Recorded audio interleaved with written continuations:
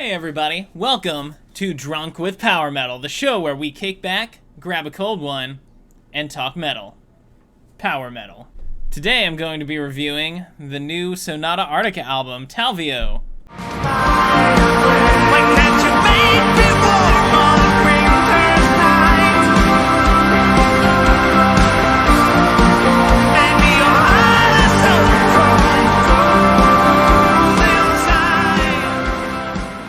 We're going to be pairing that with a Blue Moon beer, Belgian White. Generally, I would go with some kind of a vodka, because if you've ever been to a Sonata Arctica show, you know that they close out the show by singing a vodka song. However, the Blue Moon is basic, easygoing, and it's a little on the flat side, but it does have a complex enough flavor where it counts.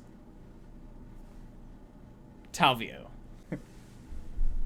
So a little background for me and Sonata Arctica. Sonata Arctica is one of my longtime favorite bands. I've enjoyed them since, I guess, the early days.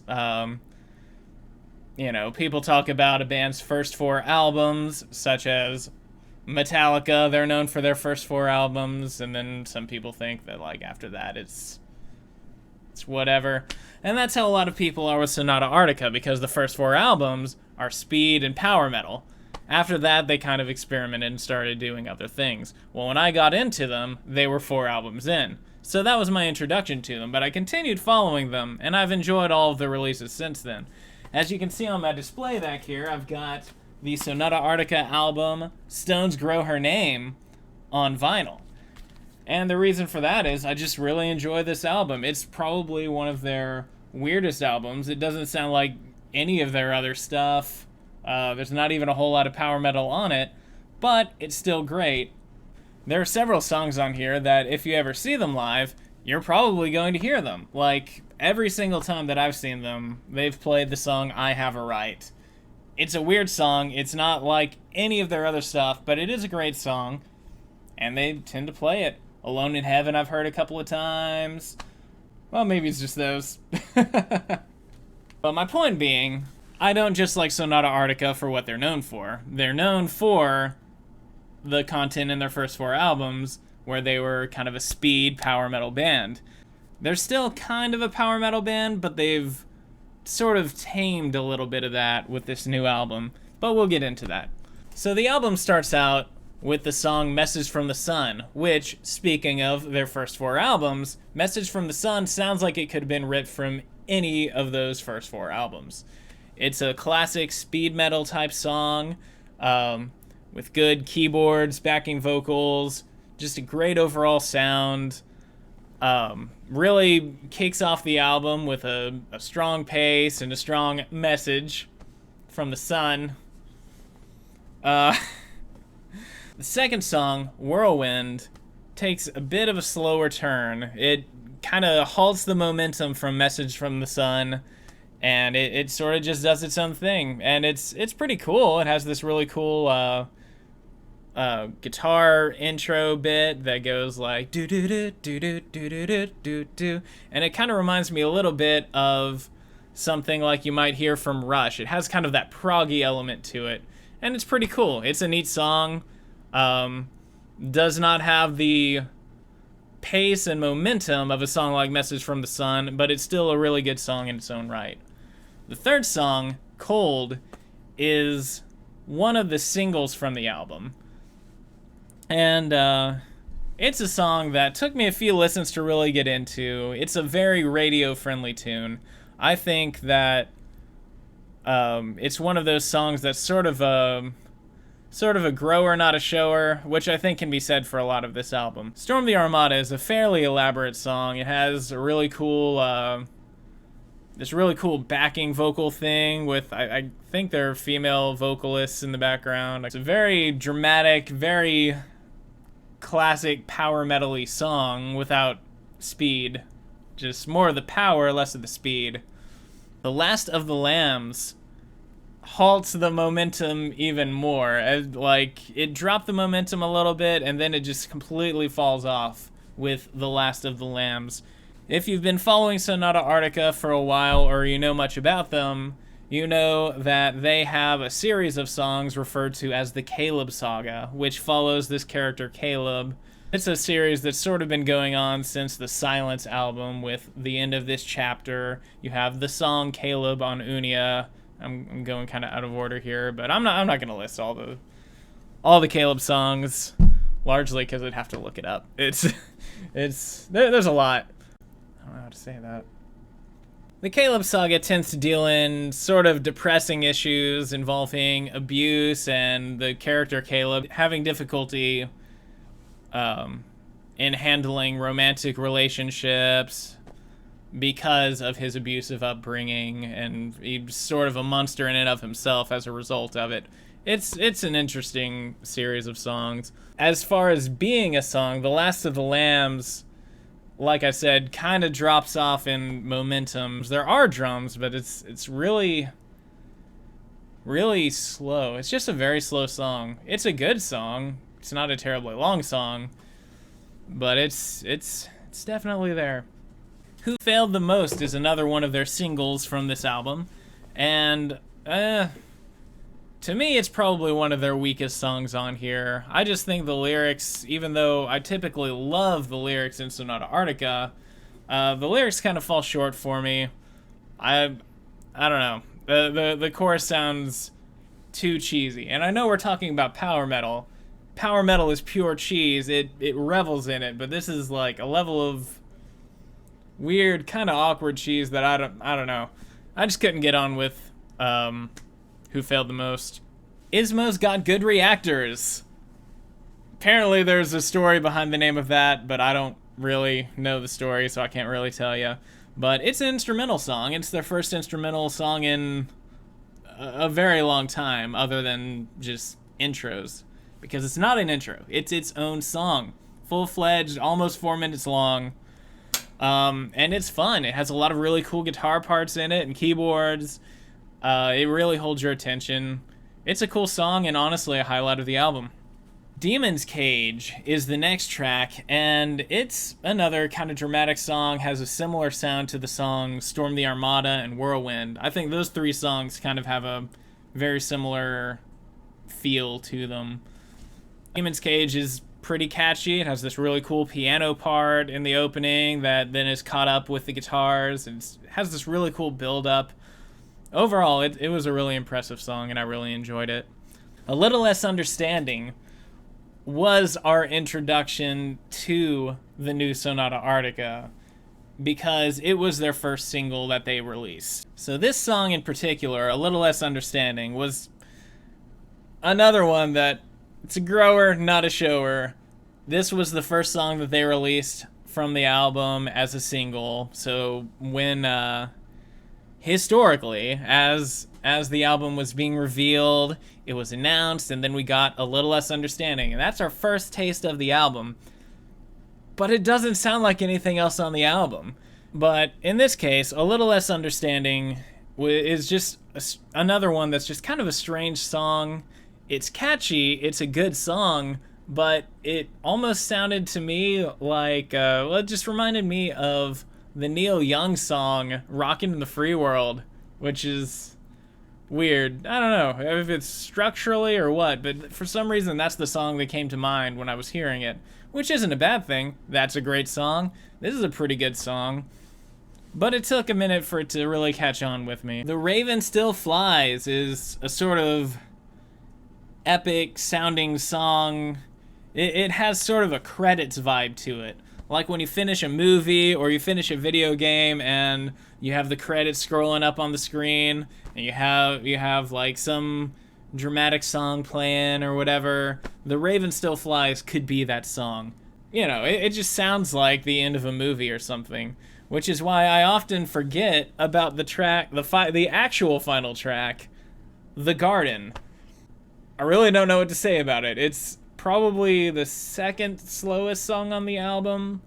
The lyrics are pretty decent, but I don't really care for the song very much. The Raven Still Flies just sounds like a really good conclusion to the album. The Garden seems like it's just sort of continuing on, but even slower, and it just doesn't really hold my attention. which for the last song, I really want something that holds my attention, and it just doesn't do that. Let's talk about what I really liked about this album.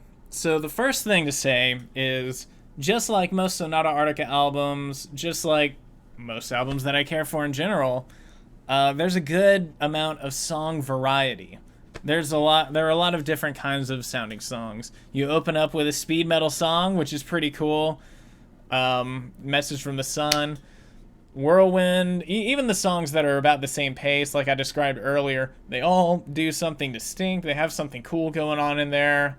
It's not much to complain about in that regard. There are songs in there that don't really hold my attention all that well because they're so slow and they're on a metal band's album, but they're not necessarily terrible songs. They just, when I'm listening to the album, it just doesn't really click with me.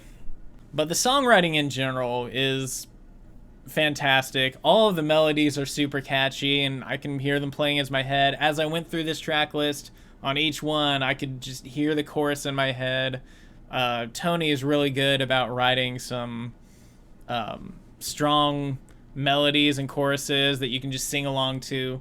If you ever go to a Sonata Arctica show, you're gonna hear people singing the whole songs. Like it's that good. That element of their music sticks with people, even on like their newer material. You're probably gonna hear less people with the newer material singing it, but you will hear it. The bad. So, as I said, there are some slow parts that just lose my attention, and I really think that they could have picked up the pace a little bit in places. Message from the Sun, as I mentioned, while it is the speed metal track on the album, it's not as speedy as their old stuff. And I know that they're not the same band that they were before. They evolve, they change their sound, and that's cool. But it just was a little bit off-putting. But that leads me to my next point of why it doesn't seem to have quite the momentum of the old stuff. The drums. It has that double bass drumming that speed metal is known for, but it's so submerged in the mix. So the next thing I want to talk about is the mix. All through the album, the drums just sound like they're submerged underneath the other instruments. They're what you feel. They're the beat that keeps the song going. And on this album, the way that they mixed it, it's just not as prevalent. It's there enough for you to have a beat, but you don't really hear all the intricacies of what the drummer is playing. So, like a song like Message from the Sun, I was trying to figure out why I wasn't quite feeling it like the old Sonata Arctica, even though it was very much a classic Sonata Arctica type song. And it's just the mixing. The drums are there, they're just not as forward as they used to be. Another problem I have with the mixing has to do with the guitar sound. Like, the tone sounds pretty similar to how it's been for the last few albums, but volume-wise, it's just in your face, and it sounds weird and flat. Like, it's just not very dynamic. When the guitar is there, it's just blaring, and there's just not a lot of dynamics to the guitar sound, which is kind of disappointing, because I actually like the guitarist. His playing is great, but the guitar tone and sound on this album just, I don't know, I cringe a little bit listening to it. Didn't hear a whole lot of special bass stuff going on there, and Sonata Arctica isn't known for having like crazy bass parts or anything, but it still would have been nice to hear the bass a little bit more. But I think it was just kind of following the guitar, and again, the guitar kind of drowned everything out, including the bass, except at some times when it didn't.